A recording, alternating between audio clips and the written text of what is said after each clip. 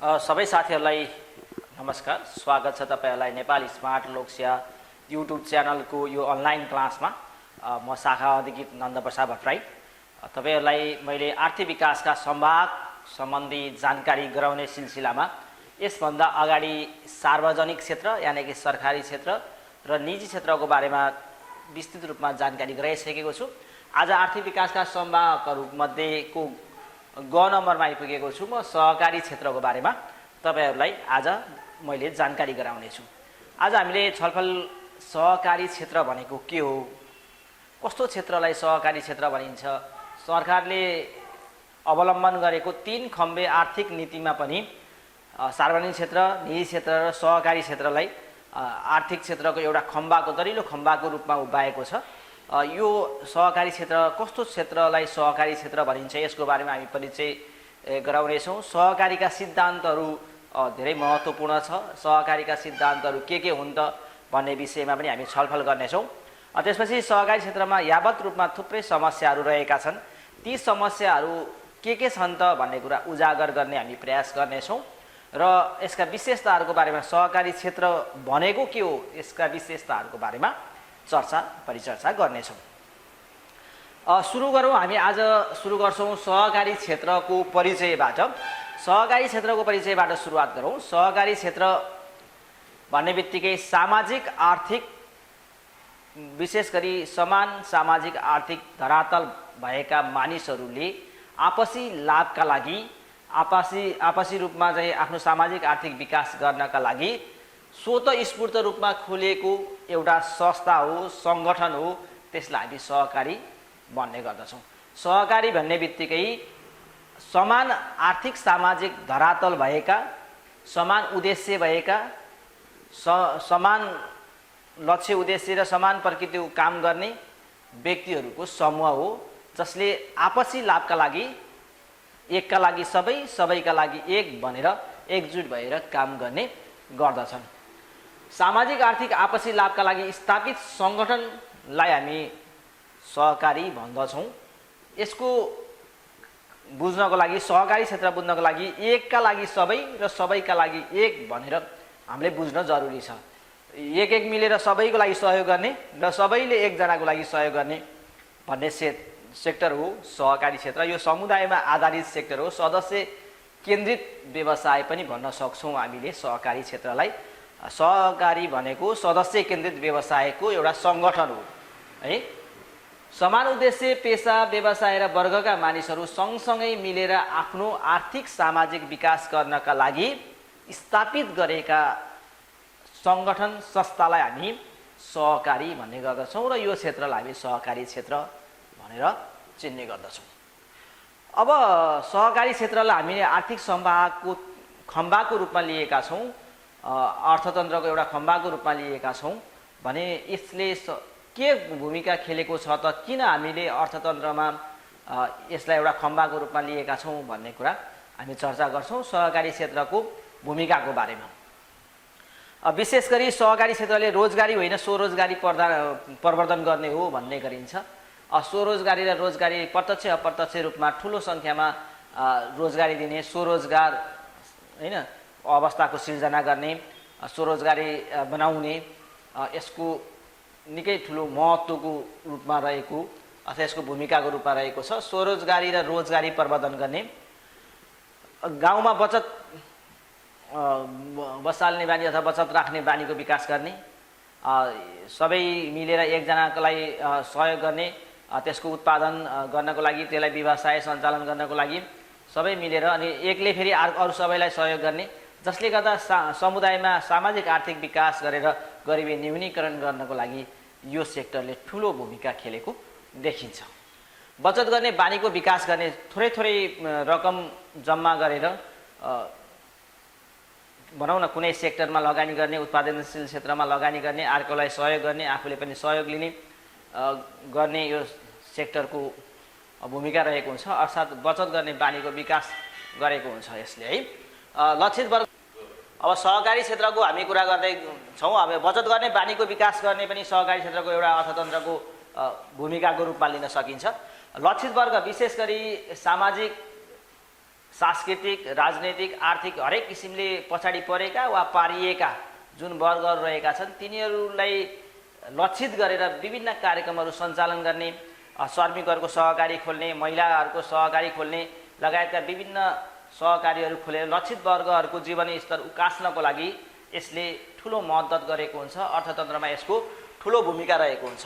त्यसै गरी सहकारी क्षेत्रको पहिलो उद्देश्य नै समान आर्थिक सामाजिक उद्देश्य भएका समान आर्थिक सामाजिक लक्ष्य भएका व्यक्तिहरूको समूह नै हामी के हो, एउटा सहकारी क्षेत्र हो। यसले सामाजिक कुनै पनि सदस्यको सामाजिक आर्थिक विकास गर्ने भूमिका लिएको हुन्छ। अर्थतन्त्रको मुख्य भूमिका नै सदस्य केन्द्रित, सहकारी क्षेत्रको सदस्य केन्द्रित भूमिका र त्यसमा पनि आर्थिक सामाजिक विकासको भूमिका सहकारी क्षेत्रको सबैभन्दा महत्त्वपूर्ण भूमिकाको रूपमा रहेको छ। र सानो मात्रामा भए पनि यसले ठुलो मात्रामा त जिडिपीमा लगायत अन्य क्षेत्रहरूमा योगदान त गरेको छैन, तर सानो मात्रामा भए पनि राष्ट्रिय अर्थतन्त्रमा योगदान गर्ने काम सहकारी क्षेत्रको रहेको छ।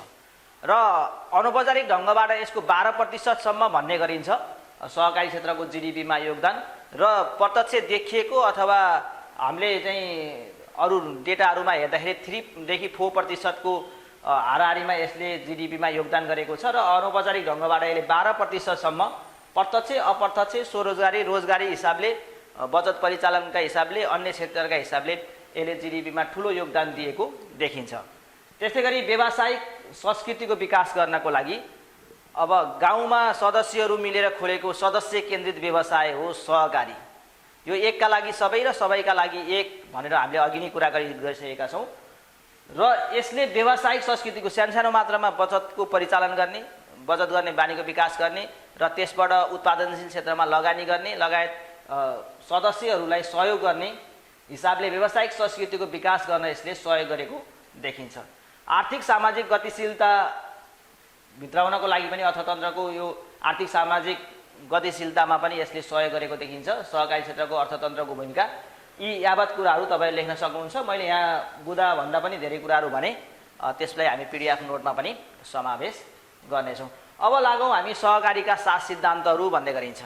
सहकारीका 7 सिद्धान्तहरू रहेका छन्। यो हामीले सिरियल्ली लेख्नुपर्छ, अगाडि पछाडि लेख्न मिल्दैन है। यो सहकारीका सिद्धान्तहरू हामीले जस्तो सामुदायिक चासो अगाडि लेख्ने, प्रजातान्त्रिक नियन्त्रण पछाडि लेख्ने यसरी चाहिँ हामीले लेख्न मिल्दैन।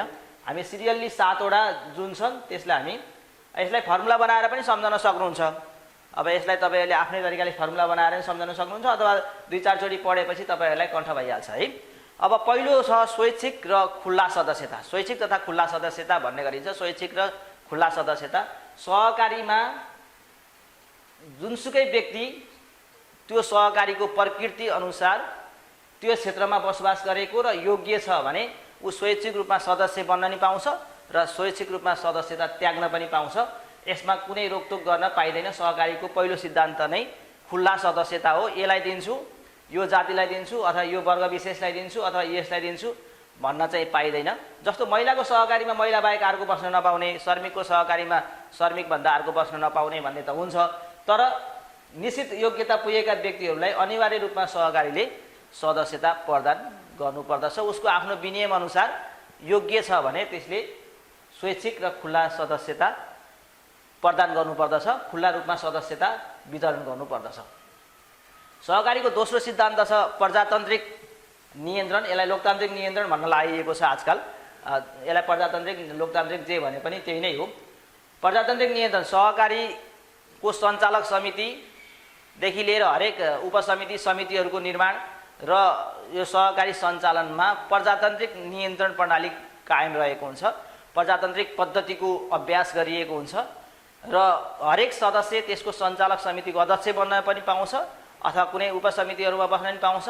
अब यसलाई प्रजातान्त्रिक ढङ्गबाट नियन्त्रण गरिएको एउटा संस्थाको रूपमा लिन सकिन्छ। तर निजी सेक्टरमा त्यो चाहिँ हुँदैन। निजी सेक्टरमा जसको धेरै सेयर छ त्यो चाहिँ त्यसको अध्यक्ष बन्ने अथवा व्यवस्थापक बन्ने अथवा केही हुने गर्दछ। तर सहकारी क्षेत्रमा एउटा मात्रै सेयर लिएको, यानि कि 100 रुपियाँको मात्रै सेयर लिएको व्यक्ति पनि त्यो संस्थाको अध्यक्ष व्यवस्थापन प्रणालीमा सहभागी हुन पाउँछ अथवा कुनै सञ्चालक समिति उपसमितिहरूमा बस्न पाउने नियम हुन्छ सहकारीका सिद्धान्तहरूको दोस्रो सिद्धान्त है। आर्थिक सहभागिता, प्रत्येक व्यक्तिले कम्तीमा एउटा सेयर र बढीमा कुल पुँजीको 20% ननाग्ने गरी सेयर किन्न पाउँदछ र आर्थिक सहभागिता नहुँदासम्म त्यो व्यक्ति त्यस सहकारीको सदस्य रहन पाउँदैन। कम्तीमा एक सेयर चाहिँ 100 रुपियाँ बराबरको सेयर किनेको हुनुपर्दछ।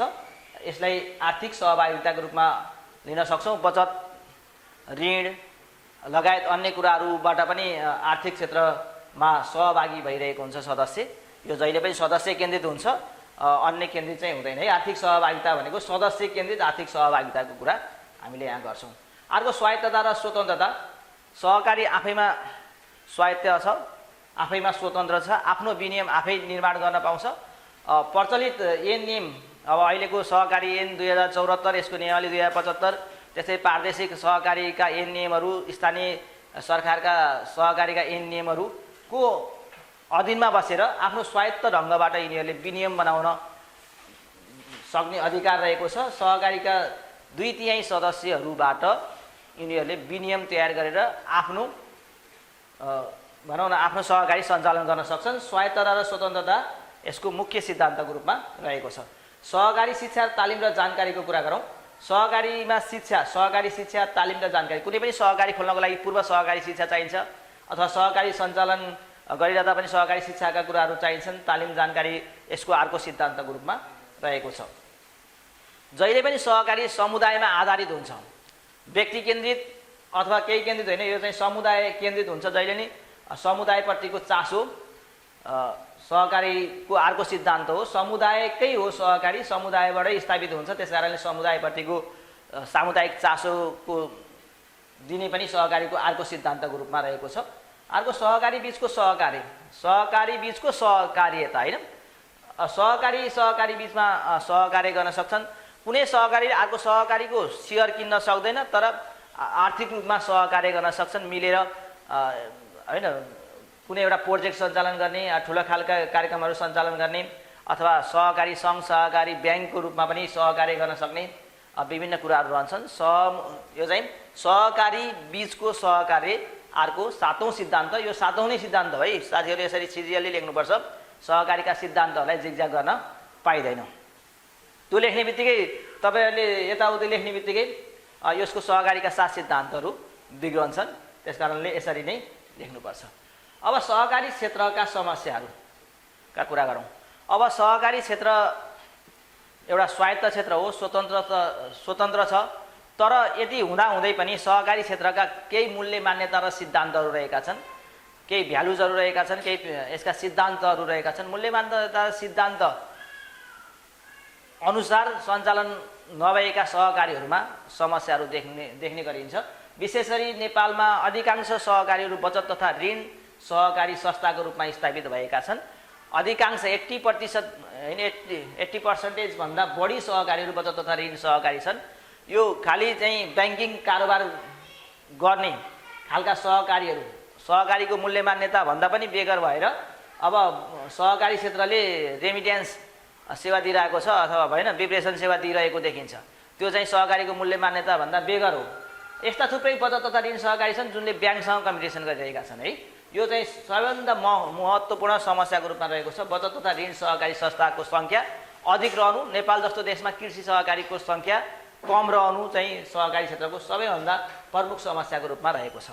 अब बचत गर्छन् सदस्यहरू सानो मात्रामा बचतहरू सङ्कलन गर्ने, जम्मा गर्ने, त्यसको परिचालन गर्ने भन्ने कुरा हो यो सहकारीमा।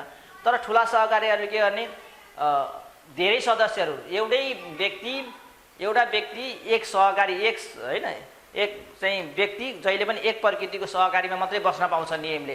तर ठुल्ठुला बजारहरूमा के गर्ने नि, पासबुक दिने, बचत गर्ने, एउटै पसल अथवा एउटै व्यवसाय सञ्चालन गरेको मान्छेले 10-12 ठाउँमा बस्ने, ऋण लिने। यसो गर्दाखेरि आफ्नो सहकारीप्रतिको चासो पनि घट्ने र कहिलेकाहीँ त व्यवस्थापक र सञ्चालकले नै पैसा लिएर फरार भएको घटनाहरू, थुप्रै घटनाहरू हामी न्युजमा पढ्दै आइरहेका छौँ होइन। यो कुराहरू मूल्य मान्यता र सिद्धान्तको परिपालनाको कमी देखिन्छ नेपालका सहकारी क्षेत्रहरूमा। सहकारीहरूले मूल्य मान्यता र सिद्धान्तहरूको परिपालना एकदमै कम गरेको देखिन्छ। मुख्य समस्या नै यही रहेको छ। त्यसै गरी एकजना धेरै सहकारीमा सदस्य रहनु अर्को समस्या हो। एकै प्रकृतिको जस्तो कृषिमा भएको व्यक्ति कृषि सहकारीमा बस्न दुईटा कृषि सहकारीमा बस्न मिल्दैन। यसको मूल मान्यता के हो भन्दा जसले भैँसी पालन गर्छ त्यो मात्रै दुग्ध व्यवसायमा संलग्न भएको सहकारीमा सदस्य बन्छ।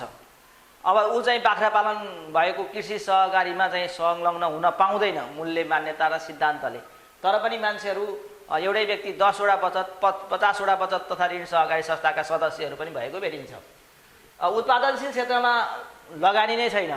सहकारीको खास काम भनेको कोही व्यक्तिको ऋण तिर्नको लागि होइन कि कोही व्यक्तिले स्वरोजगार प्रवर्धन गर्न, रोजगारी होइन कि स्वरोजगारी प्रवर्धन गर्नको लागि हो।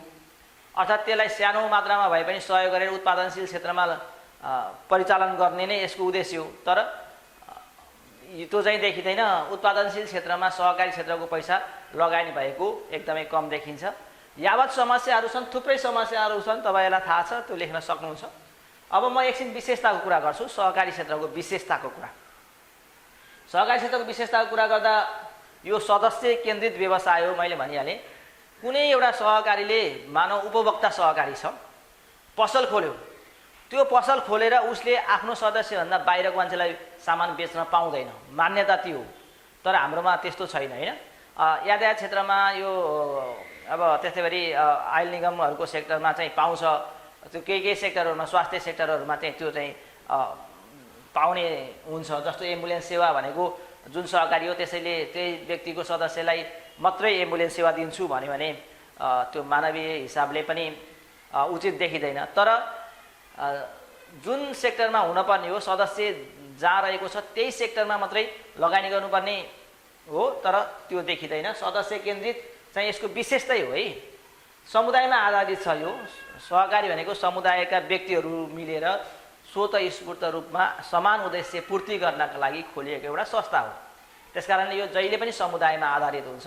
समुदायका व्यक्तिहरू सदस्यहरूमा आधारित व्यवसाय हो। यो बाहिरको पैसा होइन कि समुदायभित्रकै पैसा परिचालन हुने, त्यही लगानी हुने, त्यही उत्पादनशील क्षेत्रमा कार्यहरू हुने भएको कारणले यो समुदायमा आधारित छ भन्न सक्छौँ है। अर्को चाहिँ सहभागिता। सहकारीमा प्रत्येक व्यक्तिको प्रत्येक भनौँ न के अरे 100 रुपियाँको सेयर भएको व्यक्ति र 10 लाखको सेयर भएको व्यक्ति समान हैसियतको हुन्छ। यसमा समानता कायम गरिएको हुन्छ। बराबर चाहिँ उसको अधिकार रहेको हुन्छ। भोटिङ राइटकोदेखि लिएर ऊ चाहिँ सञ्चालक समितिमा बस्नेदेखि लिएर हरेक कुरामा उसको बराबरी अधिकार रहेको हुन्छ। यो चाहिँ सहभागितामा आधारित व्यवसाय हो। समानता यसले प्रवर्धन गर्छ। त्यसैले प्रजातान्त्रिक नियन्त्रण प्रणाली कायम रहेको हुन्छ सहकारी सेक्टरमा। अब सञ्चालक चुन्न पाउने अधिकार चाहिँ साधारण सभाबाट सदस्यहरूमा रहने गर्दछ। विभिन्न समिति उपसमिति बनाउनेदेखि लिएर हरेक कुरामा चाहिँ प्रजातान्त्रिक नियन्त्रण प्रणालीको विकास गरिएको हुन्छ सहकारी सेक्टरको है। स्वायत्तता हुन्छ। आफै विनियम बनाउन सक्छन्, आफ्नै नियमावलीहरू बनाउन सक्छन् र उनीहरू स्वायत्त छन्। स्वायत्त भन्नाले प्रचलित ऐन नियम कानुनको अधीनमा बसेर आफ्नो चाहिँ कार्यहरू सञ्चालन गर्ने नै स्वायत्तता भन्नाले फेरि आफै जे मन लाग्दो त्यही कानुन बनाउने भन्न खोजे होइन। स्वायत्तता र स्वतन्त्रता छन्। आफै विनियम बनाउँछन्, आफै नियमावली बनाउँछन्, त्यो अनुसार नै आफ्नो रकमहरू परिचालन गर्ने। अब यसमा कसलाई ऋण लगानी गर्ने, कसको बचत लिने भन्ने कुरामा कसैको हस्तक्षेप रहँदैन। मात्रै सहकारीको आफ्नै स्वनिर्णयमा आधारित हुन्छ। त्यसकारणले यो स्वायत्तता प्राप्त संस्थाको रूपमा रहेको हुन्छ। जवाफदेहिता। प्रत्येक व्यक्तिले आफूले बचत गर्छ, सेयर हाल्छ र सोध्ने गर्दछ आफ्नो चाहिँ सहकारीमा के छ, कस्तो अवस्था छ भन्दाखेरि त्यसका सञ्चालक समिति व्यवस्थापक लगायतले सम्बन्धित व्यक्तिलाई जवाफ दिनुपर्ने दायित्व रहेको हुन्छ। त्यही भएर जवाफदेहिताका कुराहरू, पारदर्शिताका कुराहरू यस सेक्टरको अर्को विशेषताको रूपमा रहेको छ। आज मैले समग्र सहकारी क्षेत्रको बारेमा चर्चा गरेँ। यसभन्दा अगाडि मैले तपाईँहरूलाई निजी क्षेत्र र सार्वजनिक अर्थात् सरकारी क्षेत्रको बारेमा चर्चा गरिसकेको छु। आज यस भिडियोमा यो जानकारी सँगसँगै म बिदा हुन्छु। हस्, नमस्कार।